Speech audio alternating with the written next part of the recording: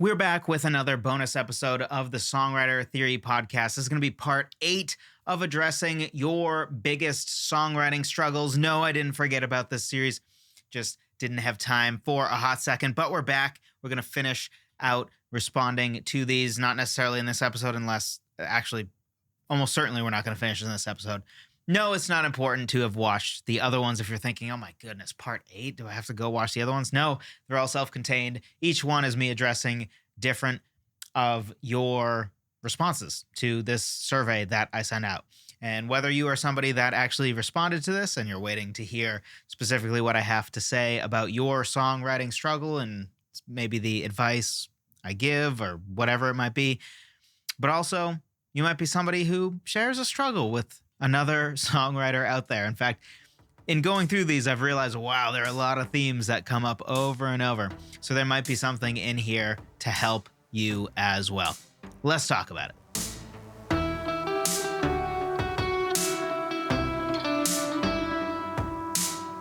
Hello, friend. Welcome to another episode of the Songwriter Theory Podcast. Another bonus episode talking about your biggest songwriting struggles. If you haven't already, be sure to grab my free guide, 20 different ways to start writing a song. Starting songs and finishing songs are some of the recurring themes that come up here, and this free guide will help you with starting songs. It's a cheat sheet now. It's much shorter. It's very easy, practical to apply. Great way to stay creatively fresh, and just it's good to have a variety instead of being stuck in one way to start a song, especially because sometimes the one way to start a song isn't actually what's best for us. Maybe you've always started a song writing lyrics first, and you haven't even contemplated that maybe an easier way to write songs for you is actually starting on the music side, maybe something specific like a bass line or a guitar riff or chord progression. Regardless, it's a great way to mix things up. Songwritertheory.com/free guide. Let's dive into question or feedback, I guess. Response. There's the word. Number 1. Lately, I've been having trouble getting into the flow and starting a project and or staying focused. It's a big problem in today's society.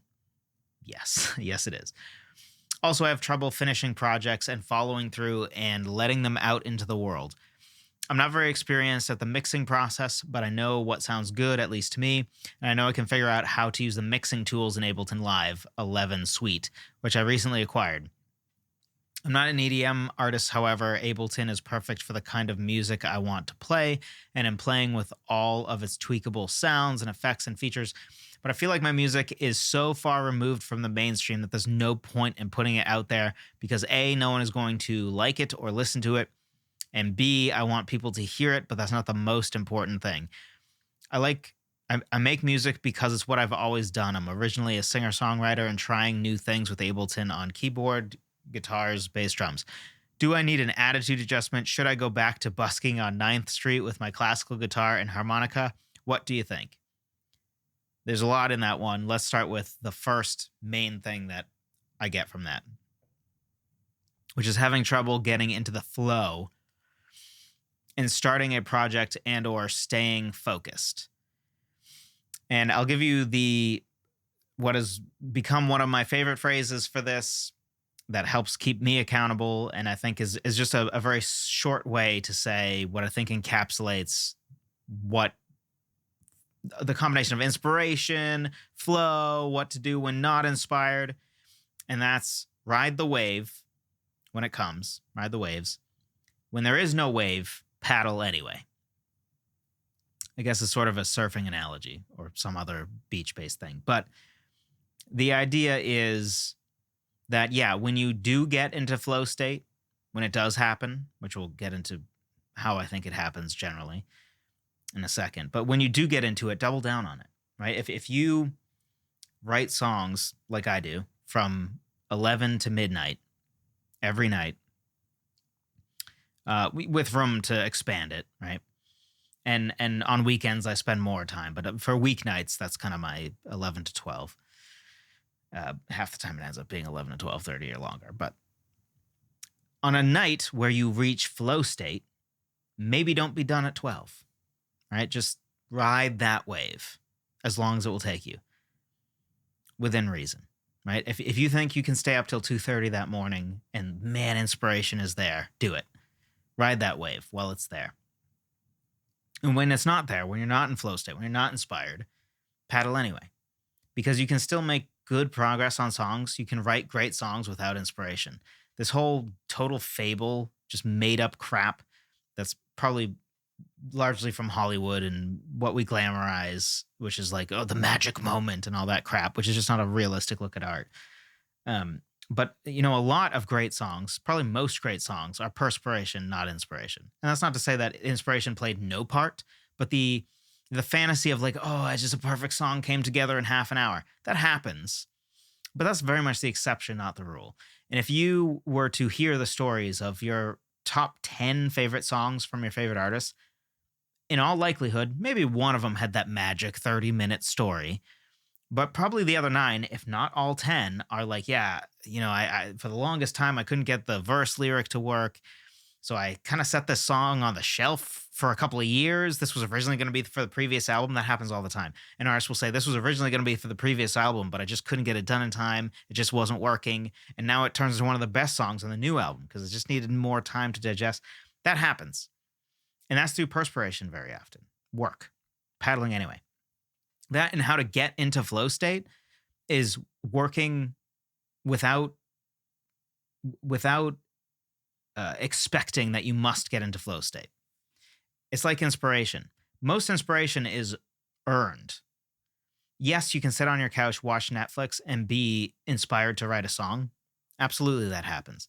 But you're going to be more inspired if you don't just wait to write when inspiration strikes. There's many times that at 11 o'clock, I'm tired. I don't think I'm really in a songwriting mood. I don't feel inspired, but I start getting to work, and 15 minutes in, 5 minutes in, 30 minutes in, all of a sudden I get into a flow state because I forced myself to work on it anyway. And, I think that's advice people don't like to hear, but I don't know. It is what it is. Many times work is the same thing. In fact, me recording today is the same thing. Almost any time that I do recordings, I try to batch to a degree. So when I set my camera up, I like to at least get 2 videos recorded out of it, sometimes more. But a lot of times when I first set up the camera, I'll sit in my chair and just hem and haw. And I'm like, I don't know. My hair looks stupid today. I feel bloated. I just feel tired. And I don't know who cares about what I have to say? There's a million things that can enter my mind, right? Or, sometimes the video, I just feel like there's something off about my outline. I feel like I overthink it. There's a million things that come up. Excuses. But usually when I hit the record button and just get started, maybe even in the first couple minutes, I have some bad takes and I just... but then I hit stride and then I love it. I love doing this. But sometimes I have to get started to remember that I love doing this or to hit that flow state. And with songwriting and anything else, it's the same. So you got to earn the flow state by working without expecting the flow state to always come or without expecting it to come, within 5 minutes or I'm out. That's a part of it. So, or staying focused. It's a big problem in today's society. It certainly is. Put yourself in a position to make it easier, right? It's something I feel like I've talked about a lot as sort of a central concept that I think applies to life in general, but certainly to songwriting, is remove the friction points. Try as best you can to make it as downstream as possible to do the right thing. So, for instance, should you try to write songs when your adorable daughter is crawling around you and she's playing and she's eating food and your wife is, busy cleaning the house or working on her side project and she's right next to you or she's talking to you or she's watching TV? That's not the right time to songwrite, right? It's just not the right time to do some songwriting. Of course, you're not going to be able to concentrate. Don't try to write songs while you're watching football. I've tried before. It doesn't work very well. I get very engrossed in football. The reason that I do my songwriting from 11 to 12 is my daughter has been asleep for hours at that point. So I'm out of dad mode. more or less. I'm always in dad mode to a degree. But, I'm at even the high of like spending time with her and I'm playing with her until she goes to bed has kind of faded. I've had time to, think by myself, sort of get into more of a songwriting mode. And my wife is asleep most of the time. And if not, she's been upstairs for hours reading or something. So it's quiet. In fact, right now we're almost at 11 o'clock. It's 10:45. Technically, I'm going to bleed into my songwriting time recording this. So I'll just go past midnight is what I'll do. But I'm putting myself in a position to be able to succeed. Even things like I do it in the basement and I keep it pretty dark. Right now it's not because I need the lights for video so that I'm not just cast in shadows. But I have one lamp in this basement that I turn on. And sometimes this one back here, for those of you watching on video, I'll leave that one lamp on for a whole 500 square foot basement. That is what personally gets me. Sometimes I'll even like change the color of like this blue one back here to something that just is inspiring me. Am I doing rock hard music? Maybe I'll turn it into red. Maybe I'll keep it blue if I'm doing something that's more calm. Think about all those sorts of things. How do you reduce the friction to staying focused? I've talked too about things like turn your phone off. Leave your phone upstairs. Don't have your phone on you. Something I've done recently is, especially when I'm writing lyrics, I, for the most part now, don't write lyrics at the computer anymore. I did for a long time. I've been writing lyrics in a notepad now. Now, when I compile the lyrics and start to edit the lyrics, that I do on my computer because it's easier. You can have saved versions. It's easier at that point. But for the initial writing process, or when I go back to the rewriting process, pen and paper. And I hate writing. I'm bad at it now because I typed everything for like 15 years. I never really wrote, except when I'm signing a check or something, which who signs checks anymore? So I'm slow at writing. I hate writing. I feel like my wrist is going to fall off because it's just awful. And yet it is distraction free because I can't, go to YouTube. I can't, anything that I would be distracted by a text message. I can't. It's just a pen and paper. There's nothing to distract me. So think about putting yourself in a position to focus and then give yourself some grace, right? It might take some time. I don't know your situation. Maybe you're one of those people that's like helplessly attached to TikTok and you scroll 3 hours a day. I don't know. My guess is you're not that, which I'm guessing largely based on the implied age, based on some of these other things you're saying. I'm guessing you're older than I am. And I feel like the people that are helplessly addicted to TikTok are mostly people who are like 10 to 25 or something. But anyway, we could go on about that. I feel like I've talked about this a lot in other sections. Hopefully there's a lot of good actionable stuff there.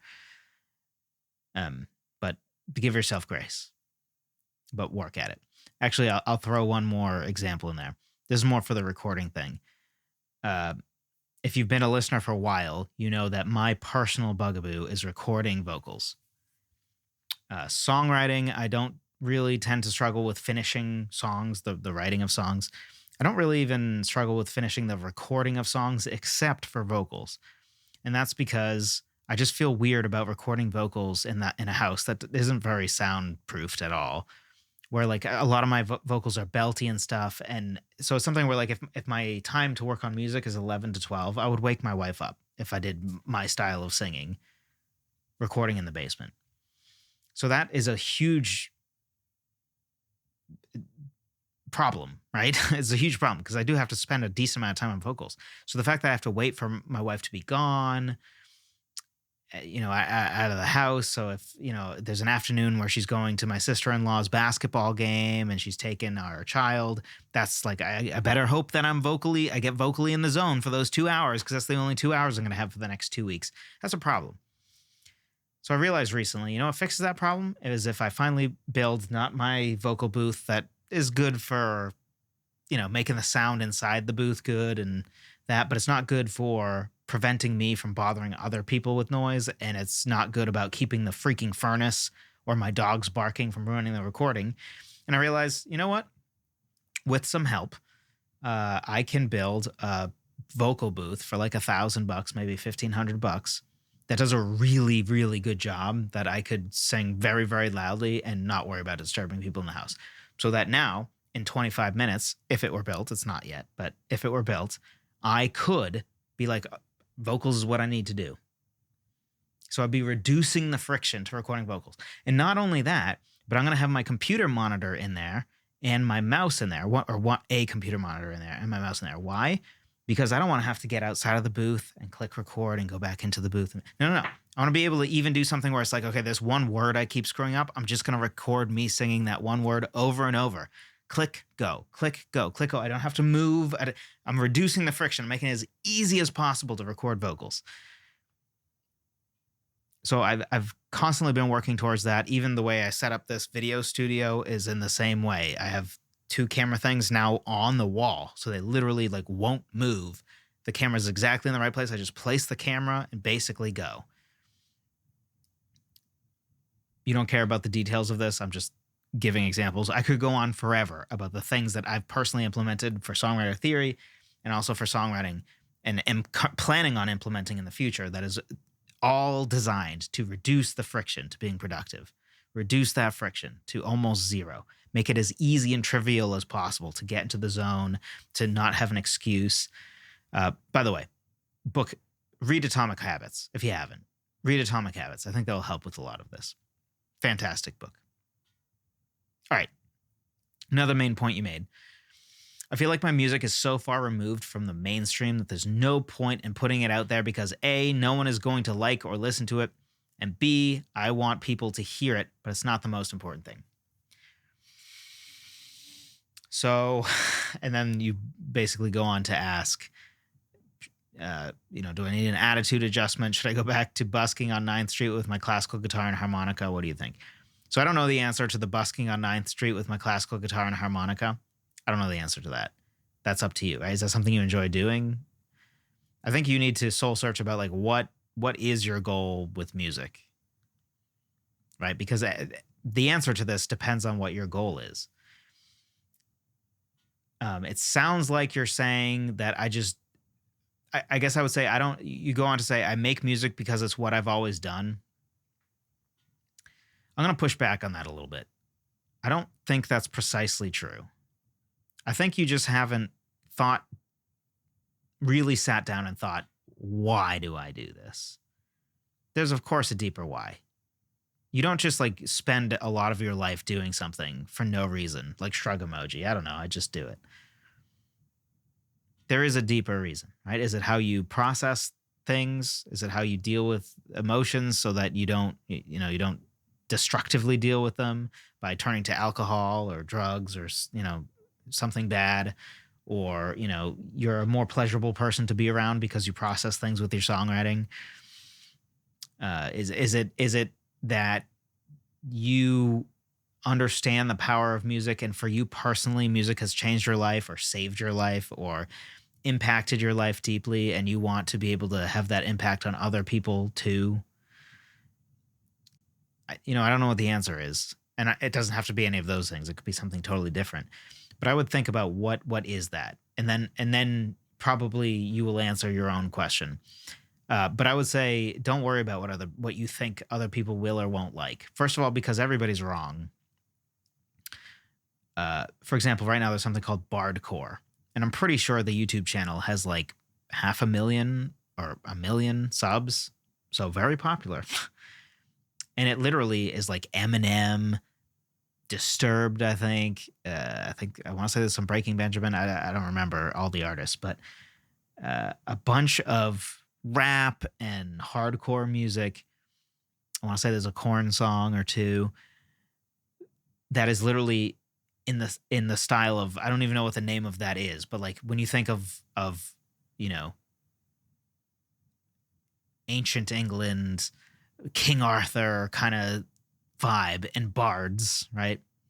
It's that style of music, which would be the epitome seemingly of antiquated. Oh, nobody listens to that anymore. And yet it's back because somebody brought it back and they found a way to make it cool. And that people are like, oh, it's Eminem, Lose Yourself, or whatever song they picked. I don't remember. in its bard thing. And then a lot of people are like, actually, I kind of dig it. Like, not ironically, I dig it. Or I know this through YouTube Shorts, not through TikTok, but presumably I'd probably start on TikTok. But there's this trend, especially with like North Sea videos. I don't know if you've seen those. I'm a sucker for them right now. But basically, they have this sea shanty style song, and I think it's technically a song from Pirates of the Caribbean in a sea shanty style. But guess what that's going to do? It's going to repopularize. People are going to be like, dude, sea shanties are sick. Like, why did we just let them be in like pirate movies?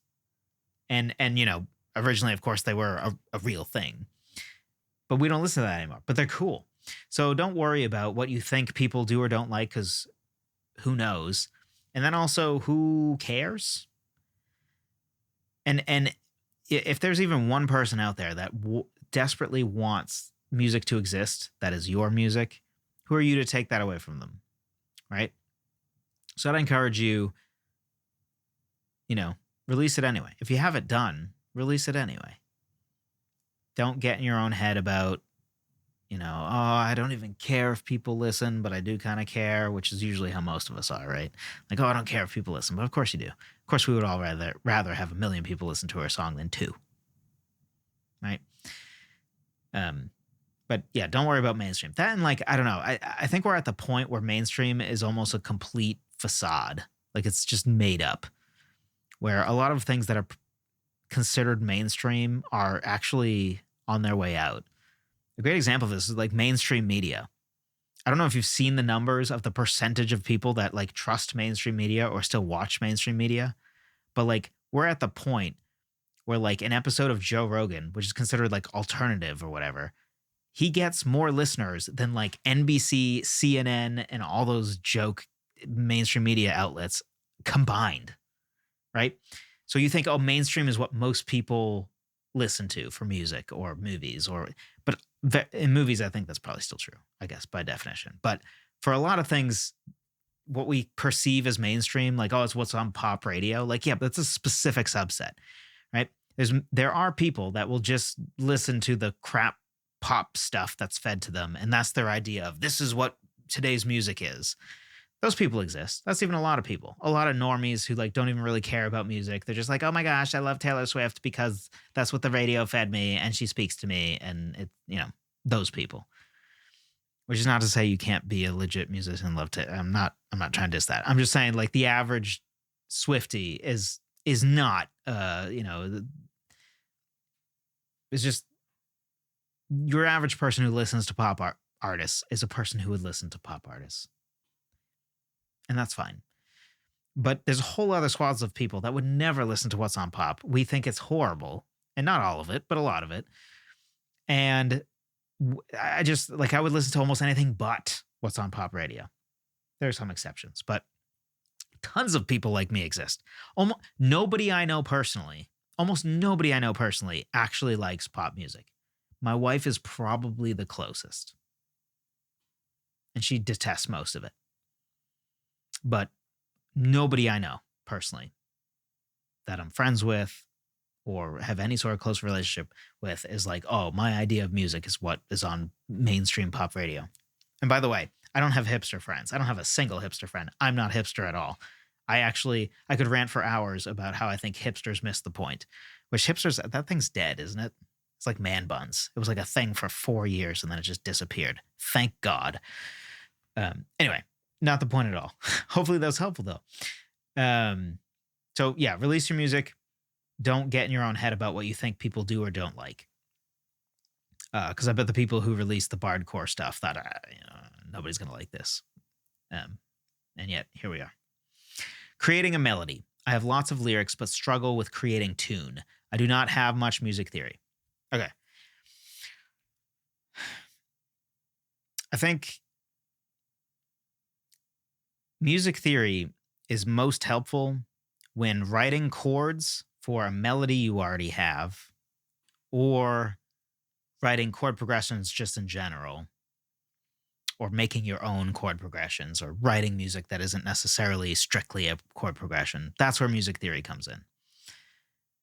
I'm not sure there's any scenario where you need music theory to write a melody. Because in any scenario, let's say you have lyrics. You can speak your lyrics out loud and then start to try to sing your lyrics out loud.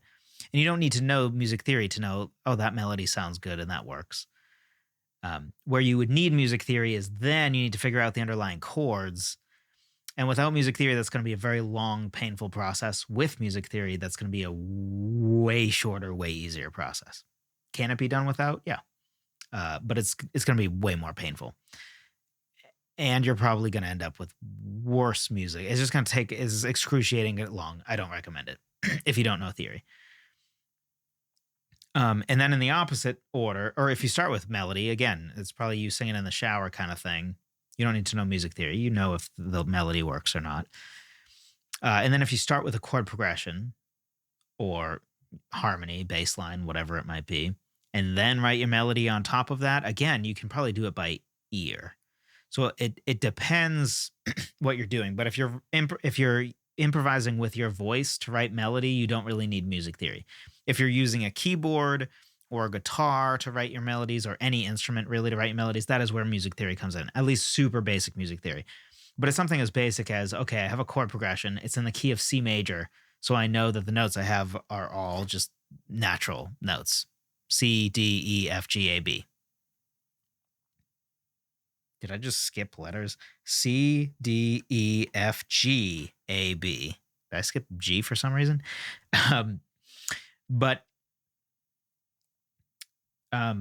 So back to creating a melody. If you're trying to do it with your voice, you don't need music theory. If you're trying to do it with an instrument, then yeah, you're going to need to at least understand what key your song is in, or start with a key. If you're starting with melody, or if you're starting with lyrics, just starting with the idea of like, okay, I'm going to use C major, which on the piano is all the white keys. Easy. That's why pianists use it so much.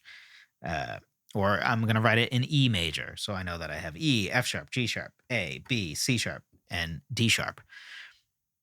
But even that, you can Google that. Just know that you should, generally, your song should be written in a single key, whether that's A minor or maybe even a mode, right? You have an A Phrygian. Generally, you stick with one key. I guess with modes, that's where things change. Sometimes you go in and out of modes, but you still keep it minor. We could get deeper and deeper. But for the vast majority of songs, you're going to write them all in a major key, and then maybe sometimes you'll write them all in a minor key. So creating a melody, this is a huge thing, right? And I'm sure you didn't expect me to answer in 10 minutes this creating a melody, because we could talk for 5 hours and still not fully answer this question. We could actually probably talk for an infinite amount of time and still not fully cover this subject. But one thing I would say, so when you say struggle with creating a tune, try to think in terms of phrases. I feel like this is where a lot of people go wrong, is they think of melody as a one single thing rather than a single thing and also a sum of parts.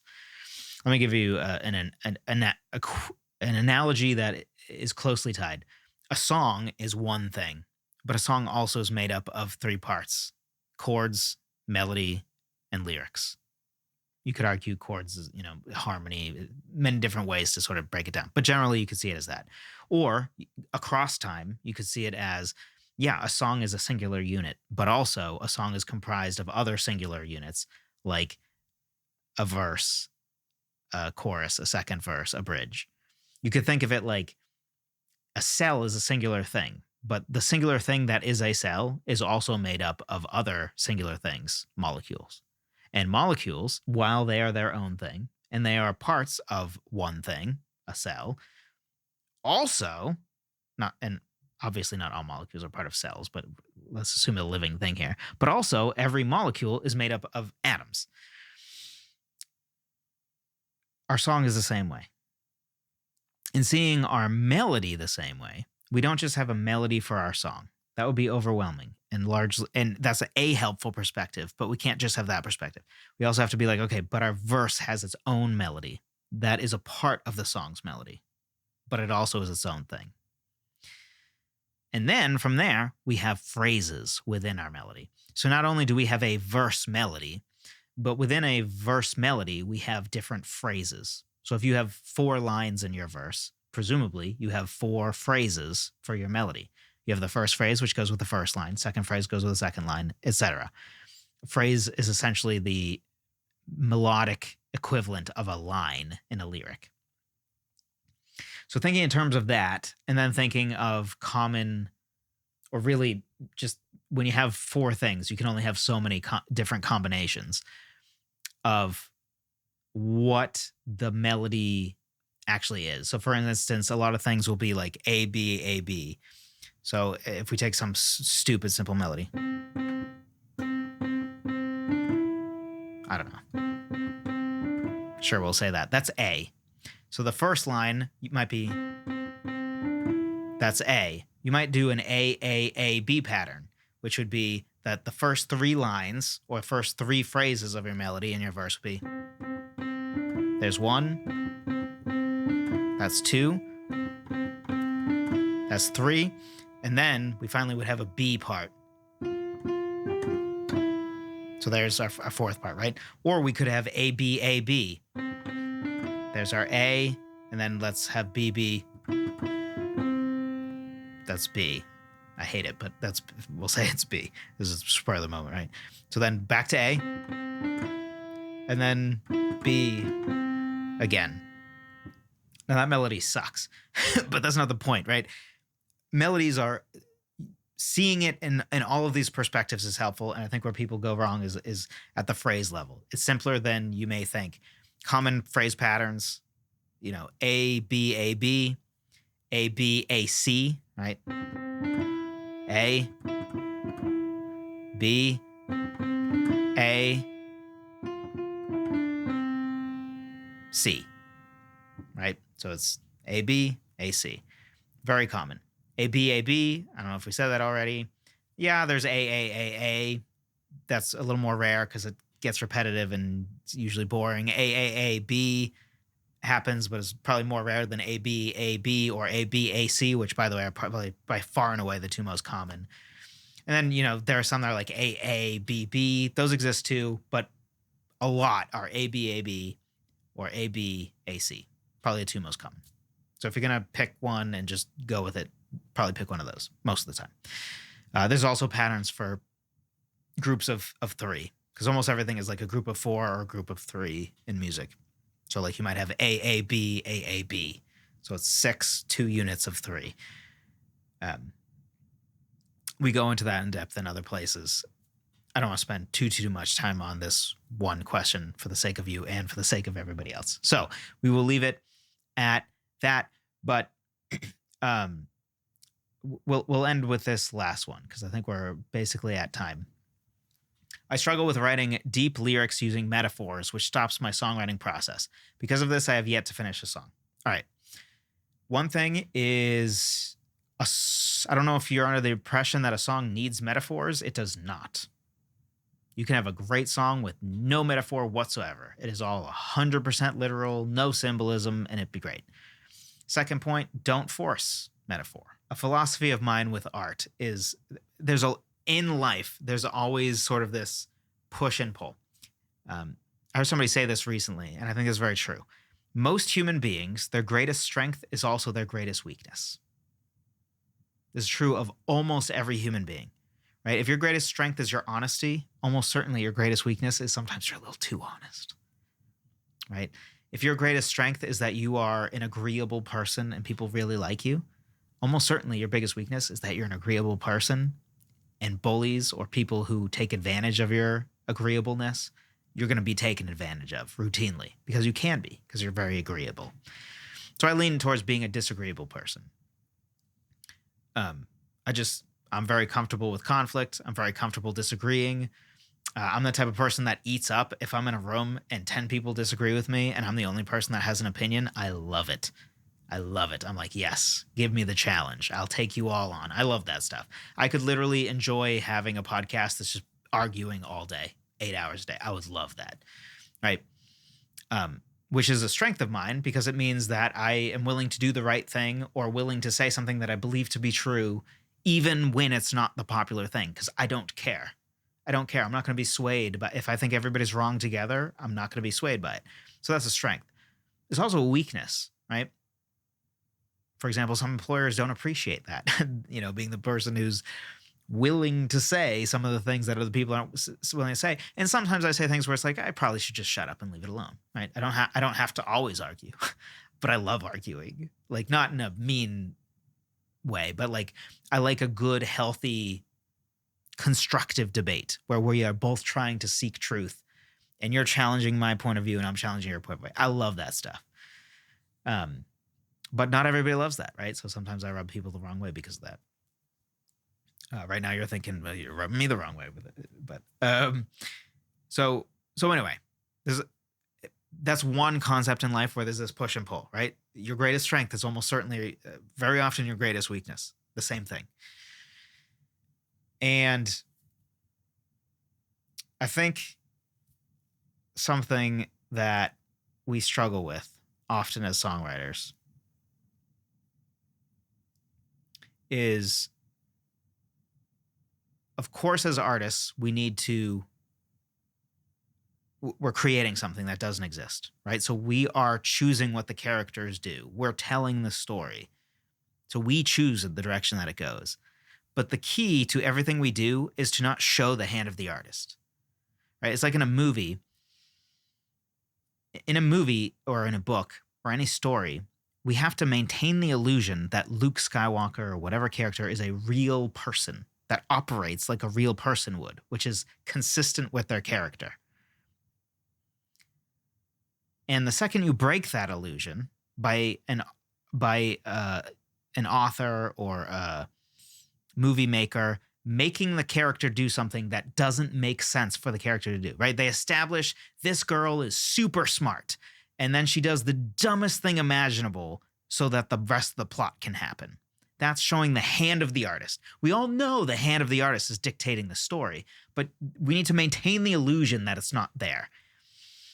And that's a part of what makes art sometimes bad. Right? This is why Star Wars Episode 8 is bad, or one of the many reasons why it's bad, is what Luke Skywalker does makes no sense to what we know of his character. The guy who went as far as his psychopath, murderous father who killed tons of people in the galaxy, he believed there was still good in him to the end, to the point that he was willing to throw his lightsaber away and he was willing to be shocked by Force lightning, and he saved his father because of that undying faith.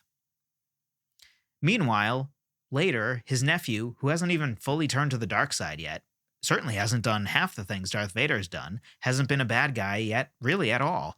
He's going to murder him in his sleep? But yet his father, who already was a murderous psychopath for like 20 years, he's like, I still have hate. Like, it makes no sense. The same character would never, ever, ever do both of those things. It makes no sense whatsoever, which is a part of why that movie sucks and why most Star Wars fans hate it.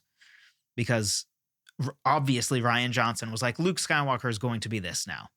But even Mark Hamill famously said, I had to pretend that I was Jake Skywalker because everything I was doing is not what Luke would do. That's part of why it sucks. The movie's a mess in every way, but it's part of why it sucks. You can't do that as an artist. So connecting it back,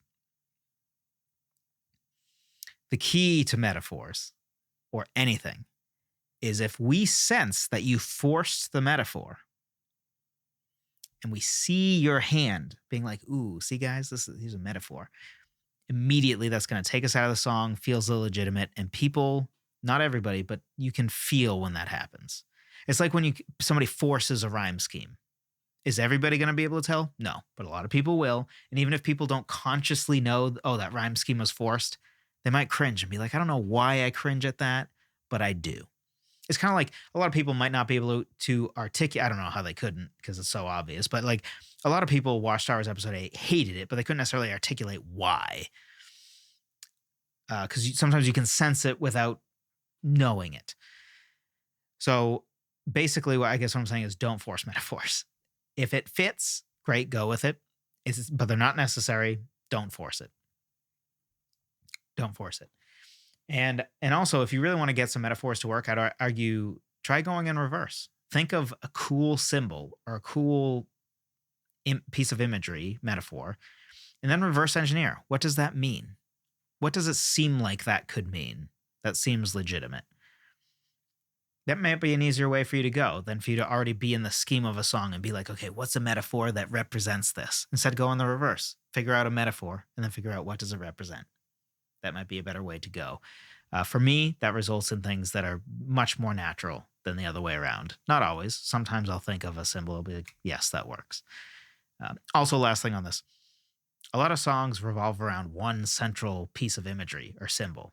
So certainly don't think like, oh, like I need to have a line and then I need to have, a symbol that sort of says the same thing as the previous line, but I do it symbolically and metaphorically because I don't know, that's my idea of poetry or something.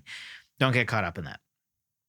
And then ultimately, lean into your strengths as an artist. So if you really right now struggle with metaphors, then don't use them. Don't use them. Tons of artists don't use them, and it's great. They're not necessary. If you're good at metaphors, lean into it. Use them. Also, final thing, I think, unless I think of something else.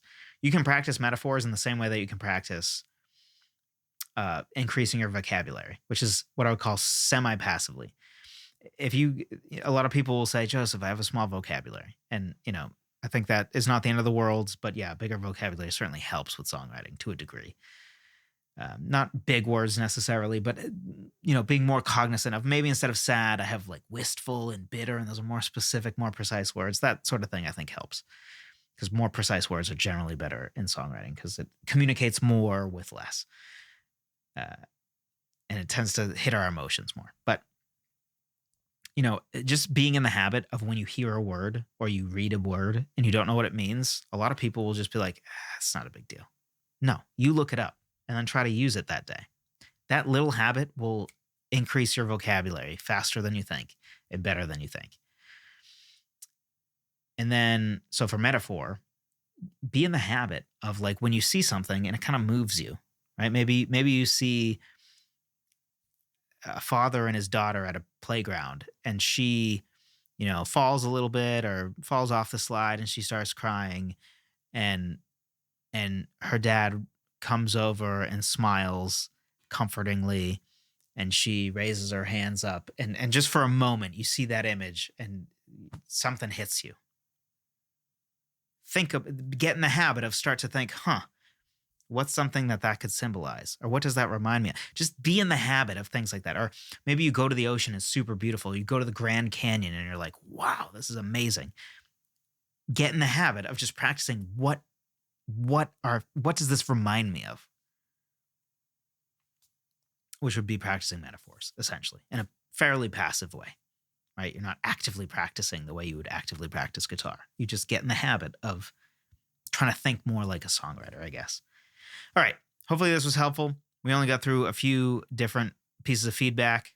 Maybe there'll be 20 parts to this. Who knows? Hopefully you're enjoying this. Hopefully it's helpful. And again, if you haven't already, be sure to check out the free guide, songwritertheory.com/free guide. 20 different ways to start writing a song. Great way to not get stuck on songwriting. And I will talk to you in the next episode.